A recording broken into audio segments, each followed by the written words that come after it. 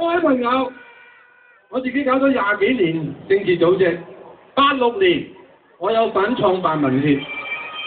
，89年同埋90年初我有份創辦當時嘅港同盟，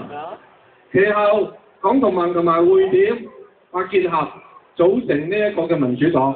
當時我喺會大係投反對票，同埋喺會大我係喊咁樣講，我話呢個係一個唔民主嘅做法，因為當年港同盟同匯點結合係幾個領導人私底下傾掂而組成嘅。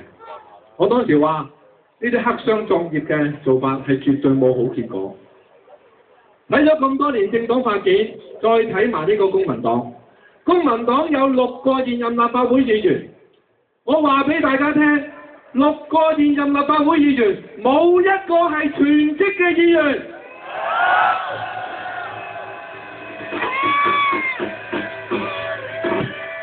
我當年退出民主黨嘅時候，馬田最撚尾嗰日做主席，佢第二日走。馬田極力挽留我，我同馬田講，我話你揾楊森做主席，楊森又要做立法會議員，又要做黨主席，又要教師，全職教師。我話你唔係欺騙黨員，就係欺騙學生；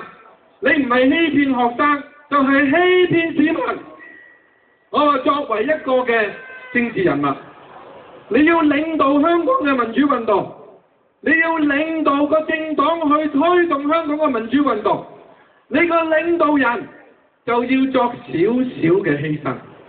我唔係要佢哋學長毛去衝擊去抬棺材，去坐監。你只係攞少嘅薪酬，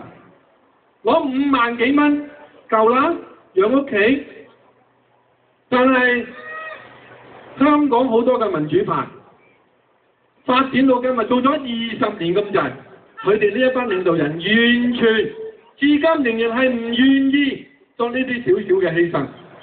我話俾大家聽，唯一一個民主派嘅政黨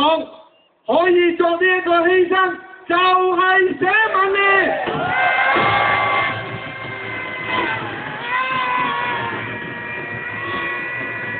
中文講咗，佢話社民連孭咗17單官司，跟住落嚟立法會，我哋當選嘅，我哋都會係全職服務香港市民。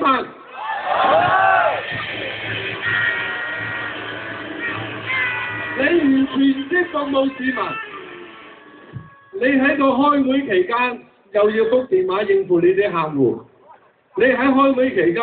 又要睇啲法律文件準備聽日打官司，咁嘅做法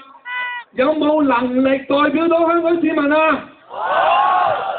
你又要照顧你個功能組別利益，你有冇能力代表香港市民啊？功能黨直情淪落到咧，俾政府意見都要私下俾意見嘅，唔敢代表個黨嘅，唔同個黨傾嘅。呢個就係功能黨敗壞嘅一面。所以我呼籲香港嘅市民喺呢一次選舉睇清楚所有所謂呢啲民主派嘅真面目。社民連呢次選舉一定要全取5隻，好冇？全取5隻，全取5隻，全取5隻，全取5隻，全取5隻，4日不傾。